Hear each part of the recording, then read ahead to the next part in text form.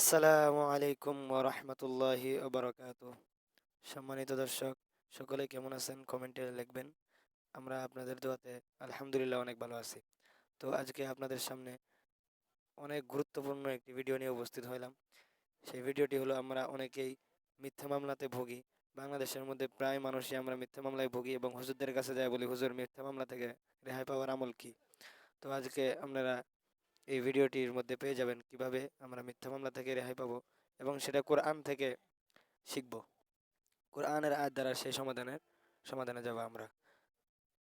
দেখেন আমাদের স্ক্রিনে লক্ষ্য করেন, মিথ্যা মামলা থেকে রেহাই পাওয়ার আমল, কোরআনই আমল। এটা হলো কোরআনের আয়াত, সূরা বনী ইসরাইলের 81 নম্বর আয়াত। মিথ্যা মামলা মোকদ্দমা থেকে রেহাই পাওয়ার জন্য দৈনিক যে কোনো নামাজের পর এই আয়াতটি পাঠ করবেন। যে কোনো নামাজের পর আপনারা এই আয়াতটি পাঠ করবেন, ইনশাআল্লাহ আল্লাহ তাআলা রব্বুল আলামিন আপনাদেরকে মিথ্যা মামলা মোকদ্দমা থেকে রেহাই দান করবেন। আয়াতটি পড়ার একটি নিয়ম আছে, দৈনিক 133 বার পাঠ করবে, তবে নিজে হকের উপর থাকতে হবে।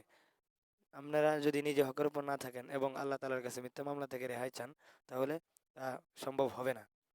তো এখন আমরা আয়াতটি শিখব। বিসমিল্লাহির রহমানির রহিম। ওয়াকুল জাআল হাক্কু ওয়া যাহাকাল বাতিল ইন্নাল বাতিলা কানা যাহুকা। وقل جاء الحق وزهق الباطل إن الباطل كان زهوقا.